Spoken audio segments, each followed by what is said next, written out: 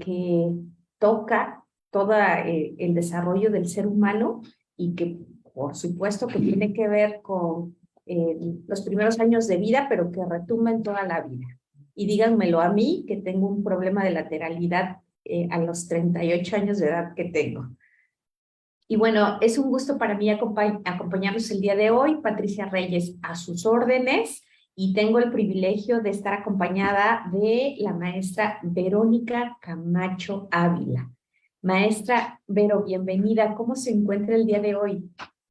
Hola, maestra Pati, muy contenta por estar en UNAO, sobre todo siendo 14 de febrero, Día del Amor y la Amistad. Entonces, bueno, es un regalo para mí, ¿no? Estarte acompañando en este en vivo por Facebook. Entonces, o por todas las redes que estemos en vivo, yo feliz. Sí, pues justamente dijimos es 14 de febrero y se trata de dar, así que vamos a dar un en vivo con una de nuestras mejores tutoras y que es usted, maestra Vero. Yo les voy a contar un poquito, ligeramente, algunos distintivos de la reseña de la maestra Vero, para quienes no la conocen, pero pues ella es licenciada en psicología y además también en educación preescolar, maestra en ciencias de la educación y bueno, se ha diplomado en temas como inteligencia emocional, problemas de aprendizaje, lectoescritura, matemáticas y pruebas psicológicas en la evaluación infantil. Asimismo, ella pues actualmente es ponente en diferentes instituciones, pero además es autora y expositora de la editorial Trillas. Por ahí, maestra, me parece que tiene usted un libro de orugas eh, que es sobre las reiletas de Cuiser. Sí, bueno, ese no le pertenece a Trillas, el que tenemos en Trillas se llama Orugas y es de lectoescritura, y tenemos uno de planeación, el desarrollo integral del niño preescolar, que es para las educadoras, ¿no? Pero todavía el de regletas de Cusinier, los cuadernos de apoyo para ocupar las regletas, pues todavía no tienen editorial. Así que andamos en busca de una editorial que nos pueda aceptar, ¿no? En su acervo. Entonces, bueno, estamos en eso. Por aquí ya está levantando la mano el subdirector académico Jaime. Dice que él se anota en la lista y que hace el contacto posteriormente. Sería un proyecto bastante noble, porque nosotros que hemos escuchado a la maestra Vero, pues sabemos que tiene muchísima experiencia a nivel preescolar, sobre todo, y a mí me gustaría, antes de iniciar con las preguntas en forma, preguntarle, maestra, ¿cómo es que usted llegó justamente a la atención preescolar? ¿Cómo se enamora de esa edad cronológica y de este nivel educativo? Fíjate, Pati, que yo no quería ser educadora, ¿no? Yo, cuando estudié psicología, yo quería perseguir asesinos seriales, ¿no? Yo me veía así como, como el programa de mentes criminales, ¿no? A mí me encanta mucho ese tipo de personalidades. Entonces, la psicología educativa no estaba en mis planes. Pero cuando salgo de la universidad, pues te encuentras con la realidad. O sea, muchas veces no es lo que tú quieres, ¿no? Muchas veces sales y es muy difícil de pronto alcanzar tus sueños en ese sentido. Entonces, me acuerdo que andaba yo buscando trabajo, ¿no? Y en un preescolar ya estaba yo cansada de buscarlo y de no encontrar, y en un preescolar decía, se solicita educador. Y entonces yo lo vi y la verdad es que me seguí, ¿no? Yo dije, no, de aquí no soy, ¿cómo crees? A mí además los niños ni me gusta, ¿no? Y entonces me vuelvo a regresar, o sea, así como que algo me decía, debes de entrar, ¿no? Entonces entré, pero sí entré pidiéndole a Dios que no me quedara, ¿eh? Y entonces la directora me dice, ¿cómo darías lectoescritura? Fue mi primera pregunta. Yo te lo juro que no supe qué dije, pero a ella le encantó porque de inmediato me dio el trabajo. Y entonces yo dije, wow, me quedé. Y luego me dio tercero de preescolar. Los terceros de preescolares no lo sueltan a maestras que no tienen experiencia. Y entonces me suelta tercero de preescolar, mi primer contacto son 6 niños, y entre esos 6 niños estaba su hija. Entonces, cuando yo los vi, yo dije, ¿y ahora qué hago con ellos? ¿No? O sea, estaban tan pequeños y me veían, o sea, tú entrabas y ellos se te quedan mirando y diciendo, ah, pues aquí estamos, dinos qué hacer, ¿no? Y entonces, ese fue mi primer contacto con la educación, sin quererlo, no estaba planeado en mi vida profesional, yo quería otra cosa.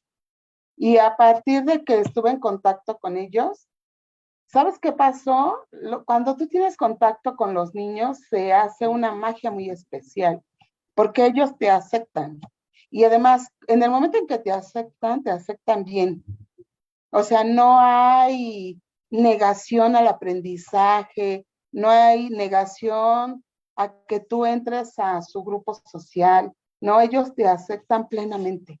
Entonces, a partir de ahí yo dije, bueno, de aquí soy, ¿no? Entonces, me empezó a gustar la educación preescolar, ¿sí? Es mi zona de confort, es donde yo me siento feliz.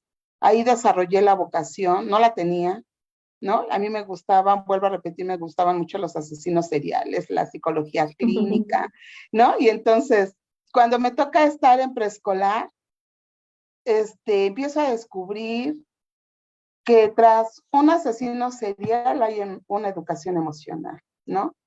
Y que es muy importante esta educación emocional que tú puedes brindarle a tus alumnos para que ellos sean buenos seres humanos en el futuro. Entonces dije, bueno, de aquí soy. Me volví investigadora, ¿no?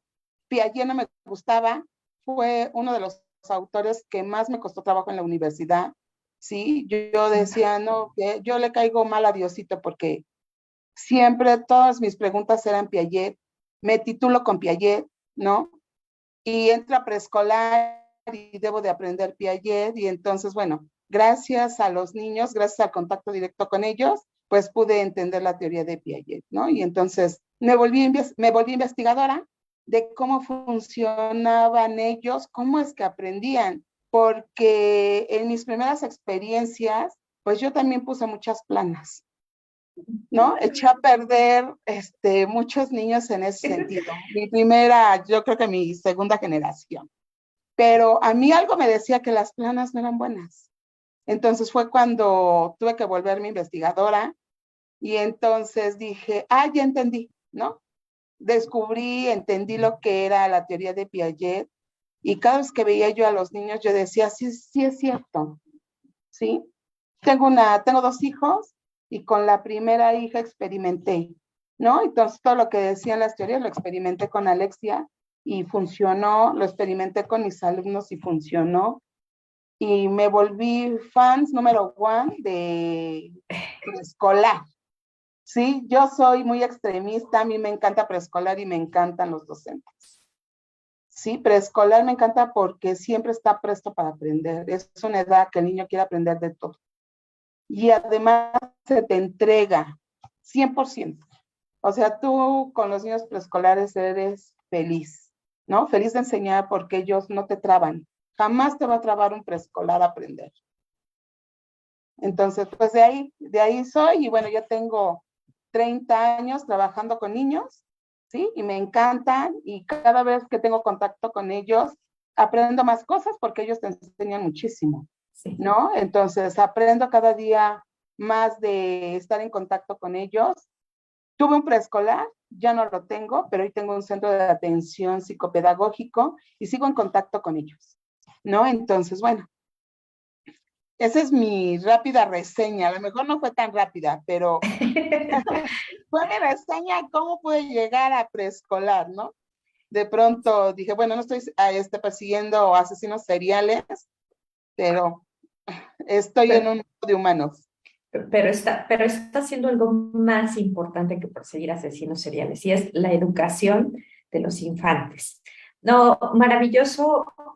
eh, Creo que nos deja en claro que encontró ese sentido de vida y ese sentido en la educación a través de pues una experiencia que no la esperaba, que no la quería, Sí, que no y quería. pero encontró su sitio y eso es maravilloso porque justamente el día de hoy queremos hablar sobre este tema tan importante que toca muchas veces en preescolar y que es la psicomotricidad infantil. Pareciera que es un tema muy novedoso, pero que creo que ha existido desde siempre, pero no se había dado el peso tan importante que tiene en el desarrollo general del niño y de la niña. Entonces, a mí me gustaría pues empezar preguntándole, maestra, ¿a qué se refiere este término de psicomotricidad y por qué es importante hablar de la psicomotricidad en los contextos escolares? Mira, psicomotricidad es una palabra compuesta, ¿sí? De psique y motricidad. Psique, que es igual a mente, y motricidad, que es igual a movimiento, ¿sí? Entonces, es la combinación de dos cosas muy importantes. La mente, que yo la relaciono con las emociones, y por supuesto todo el movimiento corporal que te va a llevar a un aprendizaje. ¿Y por qué es importante hablar de psicomotricidad? Porque es la base literal, maestra Pati, literal. La psicomotricidad es la base de la lectoescritura y las matemáticas, ¿sí? Son tus primeros años de vida, ¿no? Piaget te lo dice en su etapa sensoriomotora. Entonces, Montessori te habla mucho de una vida práctica, de una vida motriz, de una vida en movimiento. Entonces es la primera etapa cognitiva de los niños. Entonces si hay una buena estimulación en esta etapa motriz, todo se va a dar. Por eso es muy importante la educación. Yo siempre les digo a las educadoras, la psicomotricidad es la mamá de las matemáticas y la lectoescritura. Sin motricidad no hay matemáticas y no hay lectura. ¿No? No hay un lenguaje y comunicación. Entonces, tú quieres un buen alumno, ¿sí? Estimúlalo primero psicomotrizmente, ¿sí? ¿Por qué? Porque con la psicomotricidad pones en juego toda su capacidad de movimiento y aparte pones en juego sus emociones. O sea, cada vez que él tiene un logro motriz, las emociones están presentes, ¿no? Porque si él lo tiene por sí solo y aprende a dominar su cuerpo, el autoestima se eleva del niño, ¿no? Y entonces él sabe de lo que es capaz con su propio cuerpo.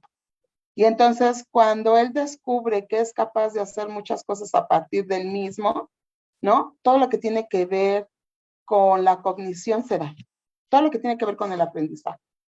Ya está preparado, ¿no? Diría Lisa Andrade, una autora de trillas, ella escribe muchas canciones y ella dice que la psicomotricidad es como si tú hicieras lagartijas con las neuronas, ¿sí? Las preparas, ¿no?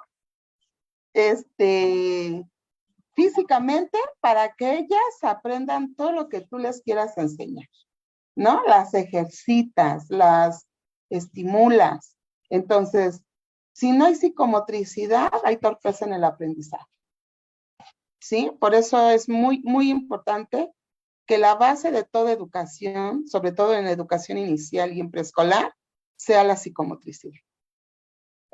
Qué interesante, maestra. Entiendo entonces que es como esta inteligencia y conexión corporal que tenemos que ir desarrollando para posteriormente pasar a lo más intangible que ya es la cognición. Y la verdad que mientras yo la escuchaba describir y decía usted, conforme el infante va conociendo su cuerpo, va incrementando su autoestima y seguridad en que puede lograr las cosas, pero a mí me sonó pues a cualquier adulto, ¿verdad? Sí. Y cómo de repente pasamos de largo este conocimiento corporal y después tenemos como muchos problemas para contactar el exterior, el medio, nuestras propias emociones, inclusive identificar qué reacciones corporales tenemos ante la vida cotidiana. Y la verdad me abrió bastante la visión de la psicomotricidad porque me queda claro que tiene que ver con todo el desarrollo del niño y que si va por buen camino podemos tener alcances mayores. Maestra, yo había escuchado que la psicomotricidad pues, se divide en fina y en gruesa. ¿Usted nos podría explicar a qué se refiere esto? Sí, la psicomotricidad gruesa tiene que ver con los movimientos de tu cuerpo, ¿sí? Y la motricidad fina tiene que ver con dos cosas muy importantes: lenguaje oral y escritura. Todo lo que tiene que ver con movimientos de la pinza para poder lograr, ¿sí?, una escritura y un agarre de lápiz trípode. Pero para que tú puedas llegar a la motricidad fina, primero debes de estimular la gruesa. Primero estimulo mi cuerpo, ¿sí? Lo pongo a gatear, a correr, a brincar, a subir resbaladillas, a bajar y subir escaleras, ¿sí? Todos esos ejercicios que de pronto no les permitimos a los niños hacer porque nos da miedo. Entonces, cuando tú le ejercitas a ellos todo su cuerpo primero, que ellos se den cuenta de lo que son capaces, de que son capaces de saltar una cuerda, de que son capaces ellos de manipular un columpio, de subir y bajar el tobogán, de una resbaladilla. Cuando tú los sientas, ¿sí?, hacer ejercicios de motricidad fina, se da de mejor manera. ¿Y sabes qué me impresiona mucho?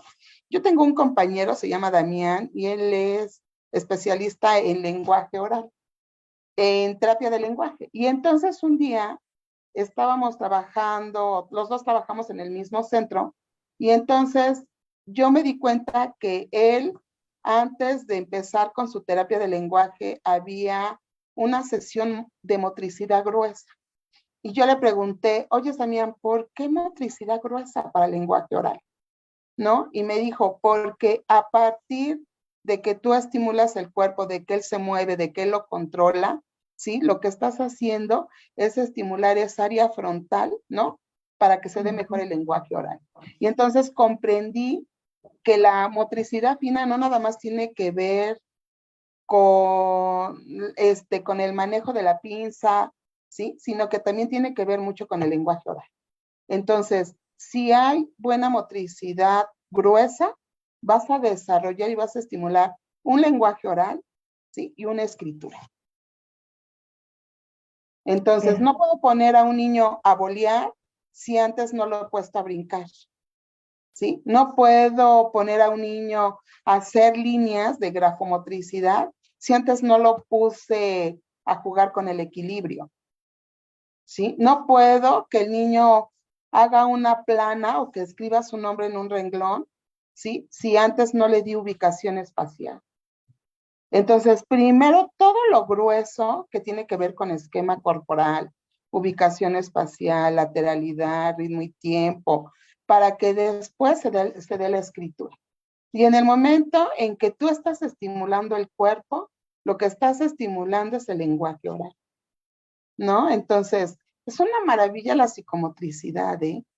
Si tú te das cuenta, en los niños especiales o en la discapacidad, la mayoría de su terapia es motriz, ¿sí? Y es motriz grueso. Tú vas al Teletón, yo tuve alumnos que estaban en el Teletón y cuando los meten al robot para ejercitar las piernas, tienen clases de natación, tienen clases de fisioterapia, todo es motricidad gruesa. Y entonces estimulas esa parte corporal y bajas a lo que es más complejo, ¿no? Que es la pinza y el habla. Entonces, es una maravilla, ¿eh? Yo cada vez que descubro más la importancia que tiene la psicomotricidad, más me convence que si México, que si todos los educadores de educación inicial y preescolar le dieran más importancia a la motricidad fina y gruesa, tuviéramos niños con un desarrollo de pensamiento lógico matemático y tendríamos niños con lectoescritura. ¿Sí?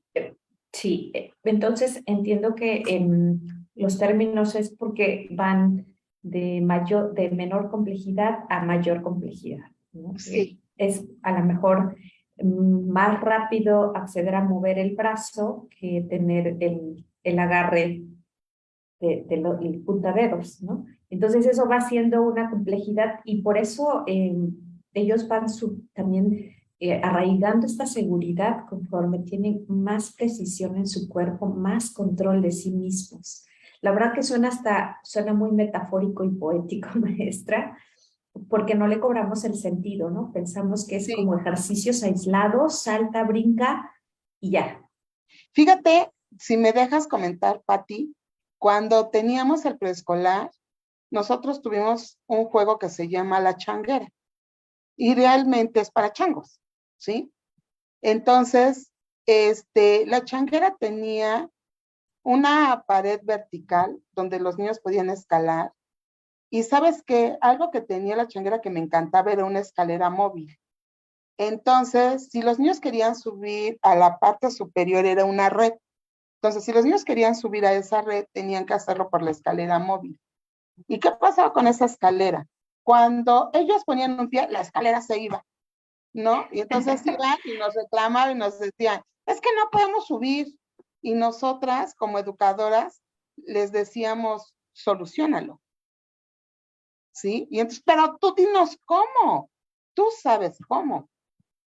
Inténtalo muchas veces, vas a ver cómo vas a lograr la solución. Y entonces lo que hacíamos con los niños era enfrentarlos a un conflicto, ¿sí? Porque de pronto te dicen los aprendizajes esperados que los niños son capaces de solucionar conflictos y el docente se va por un conflicto matemático. Y lo primero que se presenta al alumno es un conflicto de vida cotidiana y en este caso es el juego, ¿no? Entonces los niños descubrieron por sí solos, ¿eh? Que si se subían dos niños al mismo tiempo podían detener la escalera. Y no se lo dijimos nosotros, ellos lo descubrieron. Entonces se subían dos de frente, entonces ya no había forma de que la escalera se moviera, ¿no? Y después, lástima que no tienes las fotos, si no las veías. Entonces ya los niños llegaban a la parte de la red, ¿no? Y sabes qué, la maestra no, o sea, la maestra debe de tener siempre seguridad. La maestra preescolar no debe de tener miedo, porque si tiene miedo, se lo transmite al alumno. Entonces, la maestra preescolar debe de enseñarles a los niños cómo hacerlo, ¿sí? Darles esa seguridad de que ellos lo pueden hacer y que ella va a estar ahí cuidándolos, ¿no? Entonces, ellos resolvían el problema de subir la escalera móvil y además cuando llegaban a la red, nos decían, mira, ahora de murciélago, en verdad. O sea, yo tengo fotos y digo, ustedes la tienen en una, ¿no? Las fotos de que los niños lo hacían, ¿sí? Y entonces cuando ellos bajaban de la changuera, pues imagínate el logro que ellos tenían por ellos mismos, valga la redundancia, ¿no? Entonces, ¿qué hacían? Ya había una resolución de problemas, desarrollaban más el lenguaje oral, había un trabajo en equipo, ¿sí? Y ya después iban a las aulas. Y entonces ya tú los ponías a escribir y ellos lo hacían y no les costaba trabajo, ¿sí? Jamás abusamos de las planas. Cuando yo aprendí que las planas no eran lo mejor que hay, entonces aprendí de Montessori que la vida práctica a partir de todo lo que hagan los niños es el mejor estímulo que hay motrizmente fino, ¿no? Para lograr a una escritura y por supuesto todo lo que tiene que ver con la comunicación para desarrollar ese lenguaje oral, ¿no? Entonces, lo vi, o sea, pareciera de cuento, ¿no? Dices, de pronto parece una utopía, pero sí lo vi, o sea, sí lo vi, sí lo viví, ¿sí? Yo quería, cuando descubrí lo importante que era la psicomotricidad, ya no quise trabajar en escuelas, puse la mía.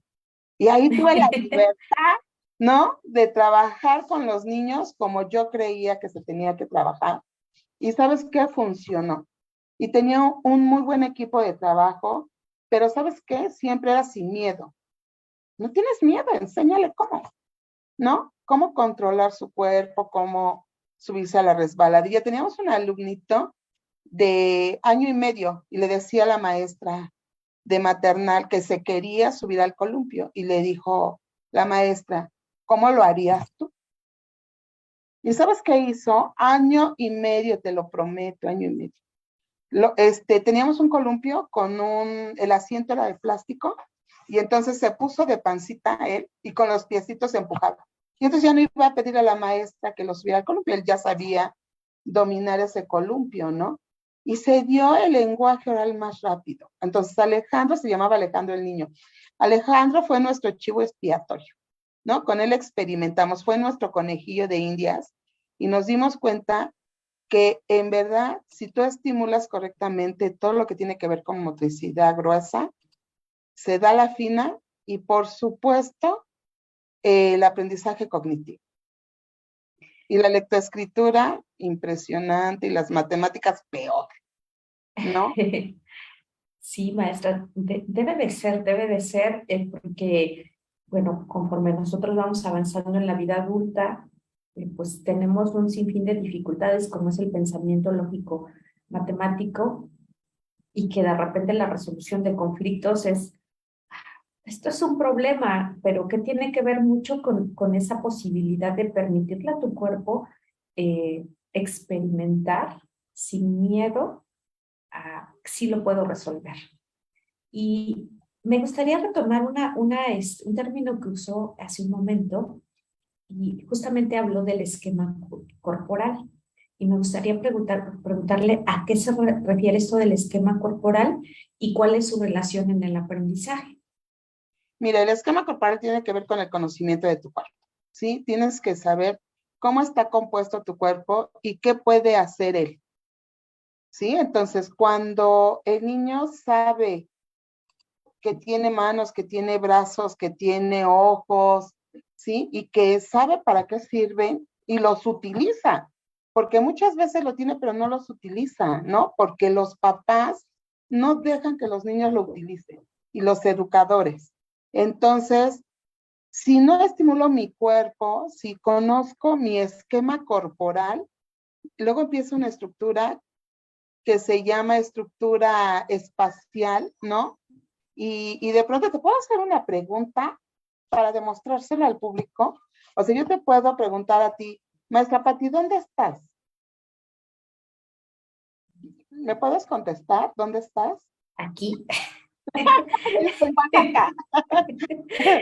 Sí, pero ¿dónde estás? En una O, ¿Dónde estás? en una silla. ¿Dónde estás? ¡Ah! En una oficina. Bien, me dijiste en una silla, ¿sí? Entonces, estás sentada arriba de una silla. ¿A la derecha de quién y a la izquierda de quién? Estoy sola. Ah, pero algo debes de tener, algún mueble. A la derecha de la pared y a la izquierda de la puerta. Enfrente me tienes a mí en una computadora, ¿sí? Entonces, a partir de tu esquema corporal, se da la estructuración espacial, ¿sí? Entonces, tú sabes a dónde te encuentras, atrás que tienes, adelante que tienes, a la derecha que tienes, a la izquierda que tienes. Entonces empiezas a desarrollar lo que es lateralidad, ¿no? Orientación espacial, empiezas a desarrollar y empiezas a estimular tu tono muscular, ¿sí? Entonces, imagínate si tú conoces todas las capacidades de tu cuerpo, de qué eres capaz de hacer con él. O sea, las bailarinas de ballet, los bailarines, empiezan a los 3 años, antes, ¿sí? Porque conocen la capacidad de su esquema corporal. Los grandes deportistas empiezan a muy corta edad, porque descubren de lo que son capaces a partir de que conocen su cuerpo, ¿no? Entonces es muy importante el esquema corporal, es muy importante, ¿sí? Y sobre todo si tú le das todo ese estímulo y toda esa orientación que le va a permitir al esquema, a tu cuerpo, desarrollar todas sus capacidades. Claro, porque entonces no hablamos nada más de algo físico, sino de esta unión justamente mental con lo físico, ¿no? ¿Cuáles pueden ser los alcances y cómo puedo llegar a lograr? Qué interesante, maestra. Dijo un término también ahorita que a mí me toca mucho, porque ahora que me preguntaba derecha o izquierda, pues yo tenía que tocarme el callo del dedo para saber que esta es mi derecha. Y entonces, pues la otra es la izquierda. Justamente la lateralidad, que creo que es de suma importancia eh, en el desarrollo no solo del infante, del adulto. Eh, ¿Qué es esto de la lateralidad y por qué no llega a pegar tanto, por ejemplo, en las matemáticas, en la ubicación? Fíjate, no sé si tú has escuchado el término escritura de espejo, ¿no? Es cuando los niños escriben al revés, cuando voltean las letras o los números, ¿sí? Cuando estos niños hacen esta escritura, tú tienes que estimularlos a partir de la lateralidad para que ellos conozcan derecha, izquierda. ¿Cómo lees? ¿Sí? Tú lees de izquierda a derecha. ¿Cómo escribes? De De izquierda a izquierda a derecha. derecha. Ah, bueno, en México, sí, en otros países se escribe diferente, pero como mexicano escribes así. Entonces, si tú no tienes bien desarrollada la lateralidad, ¿cómo manejas? No manejo. No manejas, no, yo tampoco, pero tengo problemas con la lateralidad, ¿no? Entonces, por eso es tan importante que tú trabajes lateralidad con los niños. Fíjate, antes había la escritura que usa Montessori, que es cursiva. La letra cursiva no te permitía dos cosas, no te permitía tener escritura de espejo porque no podías voltear las letras, ¿sí? Y aparte sabías que cuando terminaba una palabra hay un espacio para empezar la otra. Cuando nos cambian la letra, ¿no? Y nos ponen letra de molde, empiezan los problemas, ¿sí? Porque empezamos a voltear las letras, empezamos a escribirlas todas juntas, hay niños que escriben de derecha a izquierda, ¿sí? Entonces, ¿qué tenemos que hacer? Estimular lateralidad con muchos ejercicios de izquierda a derecha para poder estimular la escritura, la lectura, las matemáticas, ¿sí? Todo lo que tú quieras manejar, comer, caminar. Por eso es tan importante la lateralidad, ¿no? Dentro de lo que es la psicomotricidad, la lateralidad es un tema aparte. O sea, todos están transversales, ¿no? Todos favorecen unos a otros. Pero la lateralidad, sí, es un tema de la psicomotricidad, ¿sí? Ya, Como la motricidad gruesa y fina. no, ahora que De lo izquierda, pone empiezo a sentirme enfadada con mi maestra de preescolar. sí. Sí, exactamente. Sí, en México, han confundido, mira, tú entras a los modelos educativos y tienen unas horas que les llaman horas lectivas. Y en esas horas le tienes que invertir más al lenguaje y comunicación y las matemáticas, ¿sí? Pero yo creo que debería de ser al revés. A la materia en preescolar, estoy hablando de preescolar, que más se le debería de invertir es a la educación física. ¿Sí? Yo amo a los maestros de educación física y no los aprovecho, ¿no? La educación física tendría que estar en las escuelas diario, no una vez a la semana y 2 veces a la semana, diario, ¿sí? Bueno, entonces, si no contamos con un docente de educación física, pero sí tú como docente debes de desarrollar esa parte motriz, ¿no? Para que la puedas dar. Claro, porque estoy entendiendo que al final la psicomotricidad es la puerta que abre el desarrollo de otras áreas y no al revés. Entonces, estimular la parte de manipulación corporal, de control corporal, pues es también alimentar esta parte cognitiva que posibilita los demás aprendizajes. Maestra Vero, y entonces, me imagino que por supuesto deben existir niños con un mejor desarrollo psicomotriz y niños que necesitan a lo mejor más estimulación. ¿Cómo yo saber que mi niño o mi niña tiene un óptimo desarrollo psicomotor? Porque los niños que tienen un buen desarrollo psicomotor no tienen miedo, ¿sí? Son niños desenvueltos. Mira, yo tuve la oportunidad de tener a las orugas en un mundo rural y en un mundo urbano. Pregúntame cuál me gustó más, ¿no? Y me gustó más el rural. Me gustan más los niños de campo, ¿sí? ¿Por qué? Porque son los que se suben a los árboles, ¿sí? Son los que juegan, todavía en el campo se juega en la calle, son los que van y ayudan a sembrar. en la comunidad donde yo estoy hacen ladrillo. Entonces los niños se paran a las 4 de la mañana a hacer ladrillo con sus papás y se van a ordeñar vacas, porque la gente también se dedica a los animales, ¿no? Y entonces ese niño, cuando llega contigo a la escuela, es más seguro de sí mismo. Y los niños de ciudad que están muy sobreprotegidos, no digo todos, pero tú los pones a mezclar, no quieren. Les dices, súbete a la resbaladilla, no tengo miedo, ¿sí? Entonces, decía Piaget, a mejor motricidad gruesa y fina, mayor aprendizaje.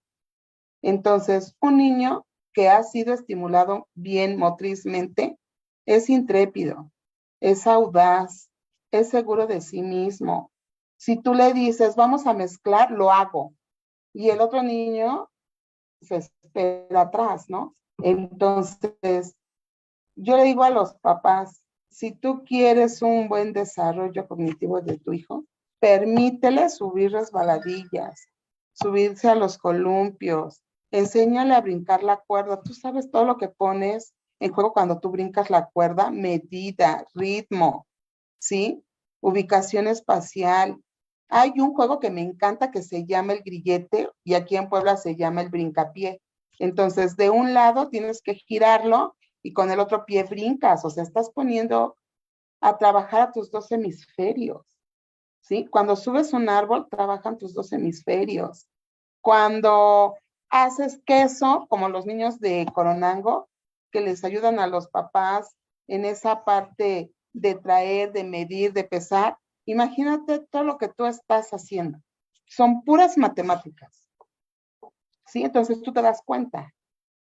Me dice, o Cristian un día me dice, oye, maestra, ¿quieres que te diga cómo nacen los puerquitos?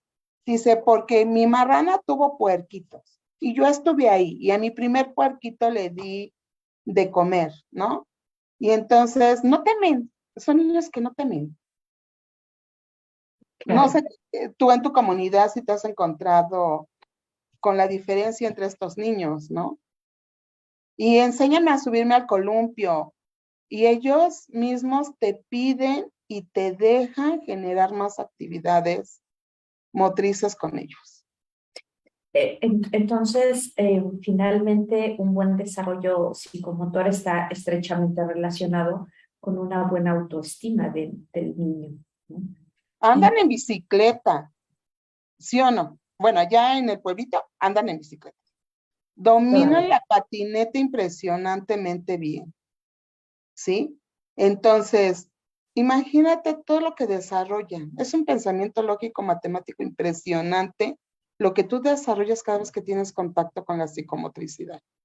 Entonces yo les digo a los papás, no tengan miedo, fíjense, fíjate, hoy que regresamos de pandemia en preescolar hay dos grandes problemas, el lenguaje oral y la educación socioemocional, ¿no? Y yo le pregunto a Sí. los papás, ¿tuvieron a los niños encerrados con ustedes año y medio y no hay lenguaje oral, ¿sí? Y entonces el docente hoy tiene que trabajar doble, tiene que estimular esa parte motriz para poder desarrollar el lenguaje oral, ¿no?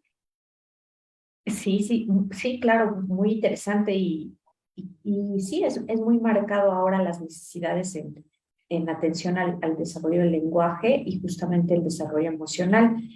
Bueno, voy a retomar dos puntos que escucho. El primero es que el desarrollo psicomotriz, la estimulación psicomotriz, no nada más es labor de docente y en aula, sino los papás tienen que estar involucrados en la estimulación para lograr realmente este desarrollo óptimo. Y segundo, eh, ahorita comentaba algo muy, muy importante, nos mencionaba claramente. El desarrollo psicomotor está ligado a la lectoescritura, a las matemáticas y al lenguaje. Pero nos podría usted ampliar un poquito más cómo se desarrolla ambas, pues ambos paralelos y si hay como algunas recomendaciones para pues, que nos están viendo, ¿qué podrían ir retomando? ¿A qué dar prioridad? ¿A las matemáticas, a la psicomotricidad? En el sentido de esta pregunta. Fíjate. No nada más la psicomotricidad tiene que ver con la escuela, tiene mucho que ver en casa, ¿no? Y ejemplos claros. Si tú como mamá lo tienes a tu hijo en casa y tú vas a guisar, decía Tonushi, el mejor laboratorio para las matemáticas es la cocina y para la lectoescritura, ¿no? Entonces, si tú vas a cocinar, le dices al niño, pélame los tomates, ¿sí? Entonces, al pelar los tomates, fíjate lo que está haciendo, él pela los tomates y tú estás estimulando la escritura, porque es pura pinza, ¿no? Decía Montessori, tiene el movimiento pin, pulgar, índice y medio, ¿no? O posición trípode, 3 dedos para poder escribir, ¿sí?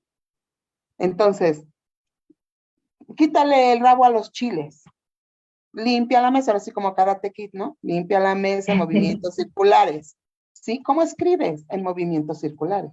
La mayoría de tus grafías tienen 2 movimientos, circular y recto, ¿sí? Entonces tú ponlos a limpiar la mesa en movimientos circulares y los estás enseñando a escribir, ¿sí? Tú ponlos a jugar el avión. ¿Has jugado avión?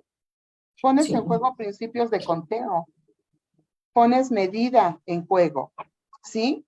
Pones instrumentos no convencionales de medición, porque tu cuerpo se convierte en una medida. Si tú juegas stop, ¿no? Y si quedas dentro del círculo, te preguntan, ¿a cuántos pasos alcanzas al destinatario, ¿no? A quien tú quieras alcanzar. Y tu cuerpo se convierte en un instrumento de medición, ¿no? Entonces, por eso la psicomotricidad es la base de la lectura y de la escritura. Si tú pones a los niños, tráeme 5 tomates, principios de conteo, ¿no? Fíjate, escucha, jitomate. Y él se llama Jaime. Ah, empieza con la misma letra de mi nombre. ¿Ya escuchaste? Sí, entonces, tiene mucho que ver. De la motricidad emanan estas 2 grandes materias, ¿no? Con cosas tan comunes, decía María Montessori, ¿no? Con cosas de tu vida práctica, con lo que haces diariamente. Por eso en preescolar todo el tiempo los pones a contar, ¿sí? Entonces, tú juega trompo, pon a los niños a jugar trompo. Yo. Todo el tiempo estás poniendo en juego ubicación espacial, estructura espacial, orientación, lateralidad, ¿sí? Si los pones a jugar, has jugado ¿cómo se llama? El que va en el piso. Ay, ahorita te digo, ahorita que me acuerdo te digo. Algo de africana. Rayuela africana. Ponlo a jugar rayuela africana y lo que le estás enseñando al niño a partir de la motricidad gruesa es por dónde tiene que empezar a escribir. ¿Sí? Entonces, la motricidad es 100% práctica. Tiene que ver con todos tus movimientos. Pon a un niño a rasgar y lo que estás enseñándole es a escribir y a cortar, a ocupar tijeras. Y entonces, fíjate, ahí en Orugas nosotros les poníamos a los papás de tarea, traer una naranja completa porque si no el papá te la pica, o la pela, o te la parte, ¿no? Nosotros les pedíamos una naranja. Si nosotros les poníamos solo a los papis traer una naranja, el papá te decía, ¿para qué quiero una naranja, maestra? Pero si tú le ponías, para mañana se estimulará la escritura. Favor de traer una naranja. No te llevaban una, te llevaban 1 kilo. No sabían qué ibas a hacer con la naranja, ¿verdad? Entonces, ¿qué los poníamos a hacer con las naranjas? A pelarlas. Y entonces, el pelar una naranja sustituye 10, 20 planas de escritura. ¿Sí? Y no les hagas el hoyito. Ellos tienen que hacer el hoyito porque entonces tú les estás creando un conflicto, un problema que ellos tienen que resolver. Son matemáticas. Ponlos Claro. a picar. O sea, en los ambientes Montessori los niños cortan, los niños preparan su comida y usan utensilios y herramientas reales. No usan de plástico. ¿Sí? Ponlos en un molcajete a hacer salsa. En verdad, una vez tuvimos un proyecto en las orugas de las doncellas del maíz, de un libro de rincones de lectura. Y los niños, como los papás allá siembran, nos llevaron maíz rojo, morado, amarillo, blanco, ¿no? Y después nos llevaron la masa y los niños hicieron sus gorditas y eran las doncellas del maíz. Hicieron salsa con molcajete, ¿no? Entonces, ¿qué estás haciendo? Fíjate, estás estimulando escritura, matemáticas, medida, peso, cantidad, ¿no? No necesitas otras cosas. Las orugas de las doncellas del maíz, de un libro de... Sí, maestra. Y además, la tolerancia a la frustración, Ah, es increíble, que hoy en es día es increíble. uno de los temas más polémicos, justamente pues porque cada vez somos personas con menos tolerancia a la frustración y con más impaciencia o necesidad de que las cosas se resuelvan rápido. Entonces, qué importante el desarrollo psicomotriz, maestra. También escucho que también habla de la coordinación, ¿no? De este pensamiento secuencial, ordenado, que de repente nos cuesta mucho cuando entramos al mundo laboral y que no accedemos rápidamente a los procesos o los procedimientos porque no logramos tener esta secuenciación, este orden, ¿no? De cómo acomodar los sucesos. Muy importante. Y además de plus, me parece que también da una oportunidad para enseñar cuidados básicos a los infantes. Promociona la salud, ¿no? Sí, Lo que claro. hoy en ejes articuladores sería vida saludable, ¿no? Entonces, fíjate, a mí me gusta mucho Montessori, me gusta mucho Froebel. Froebel en cuestión de juego, porque para él lo más importante y decía que los niños aprendían a partir del juego y es verdad. ¿Sí? A Tonushi le preguntan en una entrevista y le dicen que cuál es la mejor escuela para tu hijo. Y él dice la que está cerca de tu casa y que tú le permitas irse solo. Cuando tú le permites a un niño, fíjate, que vaya a la tienda, yo tengo una tienda en Coronango y te voy a decir lo que me pasó. Llegaba un niñito, porque la tenemos bien en una esquina, y llegaba un niñito de 5 años con un lenguaje maravilloso el niño. Llegaba y me decía, quiero un clarasol verde, ¿no? Y luego, como ya lo conocía, le hacía yo trampa, ¿no? Y le decía, mira, te dije verde, este es morado, ¿no? Y entonces, y todavía me decía, de los chiquitos, porque solo traigo 10 pesos y me tienes que dar cambio. Era impresionante el niñito, impresionante, ¿no? Y yo le dije, ¿tú dónde vives? Vivía a la vuelta a 2 cuadras, no bajaba carretera, ¿no? Pero fíjate, desarrollas en los niños atención, sentido de responsabilidad, cuidado, porque él tenía que mirar atrás y adelante si quería atravesar la cuadra. No, bueno, es una comunidad, no estamos en la ciudad, ¿verdad? O sea, pasa menos autos. Entonces, de eso se trata, de eso te habla Tonushi, que si tú le permites al niño ir a la tienda, en el ir a la tienda, ¿no? Desarrolla un montón de capacidades y a partir, ¿sabes qué? La curiosidad. A mí me pasó. Un día estaba yo bien aburrida y entonces, tenía que estar esperando. Y entonces había lo estaba yo esperando a que me atendieran, había una barda. Y no sé cómo veo que estaban unas hormigas, ¿no? Y entonces me puse a observarlas. Y entonces las hormigas se comunican con las antenas, ¿sí? Y entonces, si tú le tapas el camino a una hormiga, la hormiga empieza a mover rápido las antenas para avisarles a las otras. O sea, yo en mi observación, ¿verdad? Dije, les está avisando que hay un obstáculo, ¿sí? Y entonces eso le pasa a los niños. A mi hijo lo dejé ir a la tienda y me dijo, mamá, en el jardín de la vecina hay unos capullos. Ven, vamos, ¿no? Entonces, el que descubran ese mundo y tú se los permitas, hoy los niños están encerrados, ¿sí? Entonces, cuando tú les permites que ellos sean responsables de algo, emocionalmente, ¿qué pasa? Pues otra vez su autoestima se va para arriba y todo es motrizmente. O sea, no sé si me Claro. vas entendiendo, ¿no? Sí, Entonces, En Orugas manejábamos los viernes los días de etiqueta y manejaban pura cristalería. Entonces los niños tenían que llevar su copa y su plato al lavabo. Lo hacen con cuidado, ¿sí? No rompen las cosas. Si tú les enseñas, no lo rompen. En el tiempo de Montessori se usaba puro vidrio y los niños no rompen cosas, los rompemos los adultos. Sustituimos el vidrio por el plástico. Plástico. Y el niño es capaz de cuidar el vidrio. Y cuando el niño cuida el vidrio, que es algo frágil, ¿qué desarrollas en él? Un sentido de la responsabilidad, ¿no? Y aparte desarrollas la parte motriz, ¿viste? Va la motriz y junto con la motriz, ¿no? Va el cuidado y con el cuidado va el sentido de la responsabilidad y desarrollas la atención.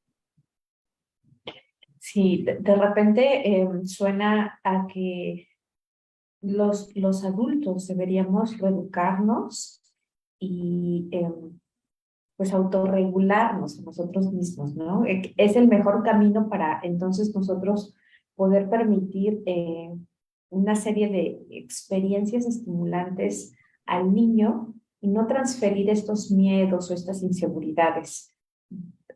Esta sobreprotección hoy por hoy de repente es como no te ensucies, no comas esto, no comas aquello, o no está muy chiquito para tender su cama, como estas situaciones, pero definitivamente es un cambio también en el paradigma del adulto, de los cuidadores, y cómo ir fomentando esta atmósfera de autonomía en el niño. Porque al final, cuando crecemos, pues algunos de los resultados que pienso que podemos tener es la dificultad en la toma de decisiones, ¿no? En la responsabilidad de sí mismo. Y eso, pues hoy por hoy es uno de los problemas más importantes. Maestra, escuchando su discurso también hablaba del juego. Y a mí me gustaría mucho justamente que nos comentara cómo se aplica o cómo usar el juego como estrategia para el desarrollo psicomotor. Mira, hay dos tipos de juego, ¿no? El dirigido y el libre. Ambos son igual de importantes, ¿sí? El libre, cuando tú dejas al niño que juegue, obviamente, siempre límites y reglas. Siempre. Esas deben de estar muy bien establecidas, ¿no? Pero cuando tú al niño dejas que tenga un juego libre, ¿qué vas a desarrollar en él? Fíjate, desarrollas imaginación, que ya no hay, ¿sí? Desarrollas creatividad. En preescolar, su juego simbólico que es maravilloso. Se convierten en astronautas. Yo tuve una compañera cuando el preescolar estaba en San Martín Texmelucan y un día les sacó un montón de mascadas y les dijo, ahora van a crear ustedes, ya fue un juego dirigido, ¿no? Van a crear ustedes con todas estas mascadas una máquina del tiempo, ¿no? Y había un programa que se llamaba Viajando por el Tiempo y la maestra se los puso a ver y después los puso a jugar con un hospital y esos roles que ellos hacen, que ellos dicen, tú el doctor, yo la enfermera, ¿no? Entonces, el juego desarrolla motrizmente y cognitivamente todo. ¿Y qué es todo? O sea, matemáticas, lectoescritura, desarrollo socioemocional, ¿sí? Expresión. O sea, el juego dirigido y libre desarrolla muchísimas cosas. Un juego dirigido, por ejemplo, los juegos de mesa, cuando tú te pones a jugar juegos de mesa con los niños y no los dejas ganar, ¿eh? O sea, ellos van a ganar porque son hábiles, ¿sí?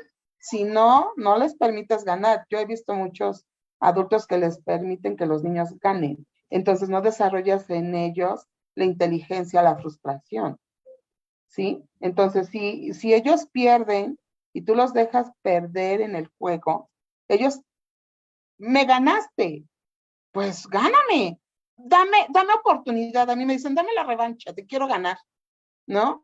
Entonces vuelvo a jugar con ellos y los pongo a jugar dominó y los pongo a jugar baraja española y nos ponemos a jugar con quién y forman tercias.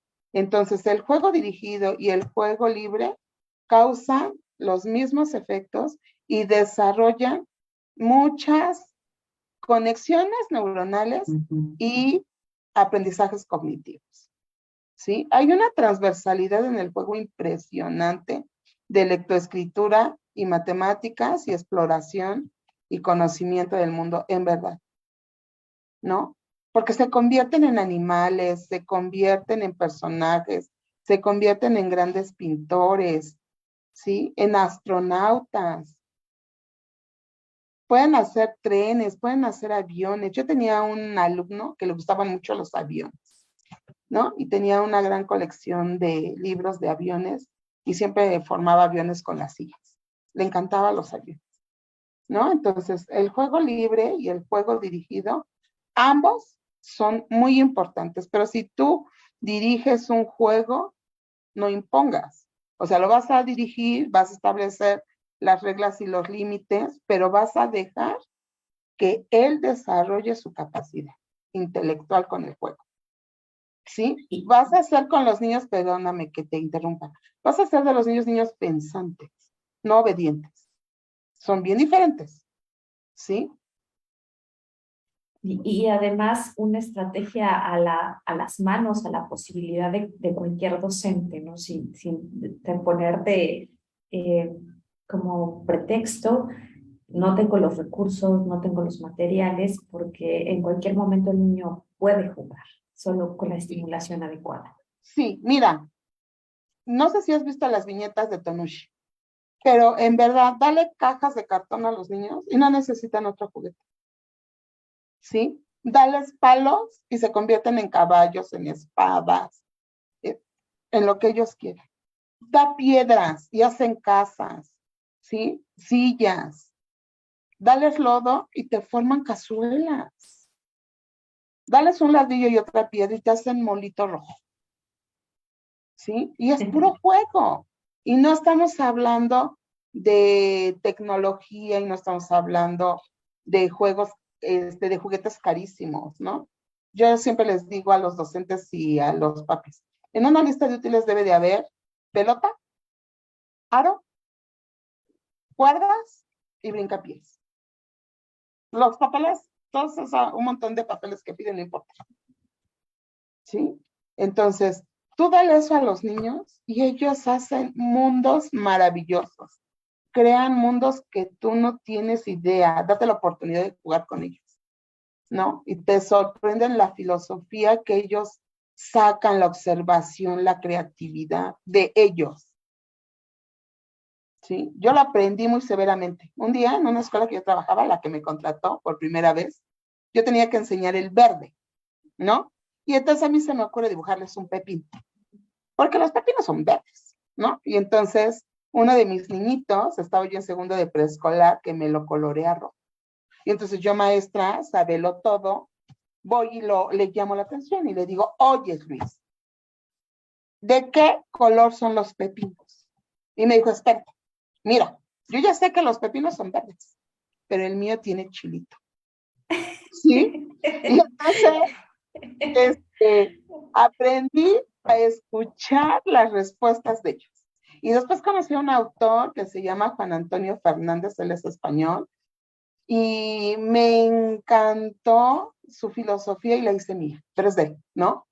Que el mejor docente es el que aprende a partir del cerebro del que aprende, y entonces él te dice, escucha, niño, o sea, escucha cada vez que él te habla, ¿sí? Porque cuando tú aprendes a escucharlo, aprendes a saber sus necesidades, aprendes a ver cómo razona matemáticamente, cómo razona motrizmente, cuáles son sus movimientos, ¿sí? Dice Tonushi, ¿quieres ver qué es lo que sabe el niño? Vacíale los bolsillos del pantalón. Y entonces cuando tú les vacías los bolsillos, ¿qué te encuentras? Dados, corcholatas, ¿sí? Resorteras, bueno, en mi pueblita y eso, ¿sí? Ya en las ciudades ya hay otra cosa. Pero yo que estoy en un pueblito, pues me encuentro todavía con todo eso, ¿no? Entonces, hoy tuvimos una gran competencia de trompos. Y me dijeron, ¿qué no tienes yoyos? Digo, sí, mañana les traigo yoyos, ¿no? Entonces, mañana vamos a echar una competencia de yoyos con ellos. Y si te das cuenta, es pura motricidad y puro juego. Por eso Froebel decía la importancia que tiene, ¿no? Los párvulos, lo manejaba él, ¿no? que los párvulos aprendieran a partir del juego libre y del juego dirigido. ¿Sí? Y los papás deben de dejar jugar a los niños. ¿Tú no hacías casitas en las mesas? En la mesa de tu comedor o en la mesa de la cocina, ¿no? Y le ponías un gran trapo y te metías a jugar a la casita, ¿sí? Entonces, ese rol de la familia, ¿no? Entonces, ellos juegan a la familia y tú te das cuenta cómo están emocionalmente, cómo perciben ellos su ambiente familiar, y por ahí tú puedes poner ambientes de aprendizaje que les sean favorables a los niños. Te debe encantar la educación preescolar y tú debes de entrar al mundo preescolar, no ellos a tu mundo. Porque si tú quieres meterlos a tu mundo ya está como deteriorado, ¿no? Entonces, tú tienes que entrar al mundo de ellos. Debes de entrar a sus capacidades cognitivas y principalmente a todas sus capacidades motoras y a su mundo creativo y a su mundo simbólico, ¿eh? Dice Tonushi en una de sus viñetas, favor de no molestar, niños jugando, ¿no? ¿No? Entonces, busquen a Tonushi y van a aprender muchas cosas a partir de su dibujo. Decía Tonushi, los alumnos no tienen problemas de aprendizaje, los docentes tenemos problemas de enseñanza. Ciertamente, maestra. No, creo que ha sido una entrevista muy productiva, con muchas claridades acerca de qué es la psicomotricidad y su importancia. Y bueno, a mí me gustaría cerrar con una última petición. De repente, como lo acaba de decir, ¿no? Los adultos ya estamos un poquito intoxicados o un poquito endurecidos con nuestra edad, con nuestros paradigmas. Y ciertamente debe de haber a lo mejor algún papá, alguna mamá, algún profesor que nos escuche y diga, bueno, pero pues eso es imposible o es muy difícil. ¿Qué les podría recomendar a estos papis, mamis, profas que nos escuchan de cómo abrir su corazón y darle una oportunidad al desarrollo psicomotriz y al juego? Mira, lamentablemente, si eres docente más de escuelas particulares, tienes que obedecer la norma. Pero tú también puedes romper la norma y no los mando a ser desobedientes. No, digo, porque yo fui maestra de escuela particular y lo que yo hacía con mis alumnos, yo tenía que cuidar un uniforme. Y a mí me choca cuidar uniformes. Yo cuido cerebros, no uniformes. Y entonces, ¿qué hice con mis alumnos? Que les pido playeras viejas. Y entonces cuando ellos llegaban, se quitaban el uniforme y se ponían su playera vieja. Y con eso yo era libre de trabajar. Entonces, cuando quieres, puedes. Sin que rompas la regla de lo establecido en tu institución en la que trabajas. Pero tú tienes que darte tiempo, maña, ¿sí? Entonces, si te gusta la educación, siempre va a haber formas. Mira, ahorita está de moda hablar de las barreras del aprendizaje. Y yo creo que hay dos grandes barreras del aprendizaje. Los padres de familia, en primer lugar, y el docente. ¿Sí? Entonces, yo como docente le pido al papá que me deje trabajar, pero le digo qué es lo que voy a hacer. Se lo demuestro para que él sepa que cada cosa que hacemos va con un objetivo cognitivo, ¿no? Y el docente siempre tiene miedo. Entonces, el docente no debe tener miedo, más si está en preescolar y en la educación inicial. No somos cuidadoras de niños, ¿sí? No somos cuidadoras de niños. No cuidamos niños. Enseñamos a esos niños a que desarrollen sus capacidades cognitivas, ¿no? A partir de una psicomotricidad. Entonces, mira, yo tengo 50 años y yo creo que voy a llegar a los 70 trabajando con niños, arrastrándome, bailando, jugando, cantando. Yo no tengo una gran voz, pero me encanta cantar con ellos. ¿Sí? Entonces, ¿qué tenemos que hacer? Regresar a eso, o sea, quitar, desaprender para volver a aprender, ¿no? Entonces, como papá, no temer. O sea, si te da miedo que tu hijo salga, entonces permítele desarrollarse dentro de tu casa, ¿sí? Con límites y reglas, por supuesto, porque no es de destruir, ¿sí? Hay que desarrollar sin destruir nada. Enseñarle el respeto, enseñarle que hay un límite y que yo no puedo pasar de este límite porque afecto al otro. que debo de obedecer la regla. Niños que tienen límites y reglas bien establecidos tienen una autoestima elevado porque ellos sienten que son importantes para ti, ¿no? Entonces, docentes y maestros, digo, docentes y padres de familia, yo les recomiendo a que se acerquen a este tipo de conferencias, a que pregunten, ¿no? A que no dejen de prepararse, a que no dejen de preguntar para que se conviertan en los mejores guías de las personitas a las que tenemos a un lado, ¿no?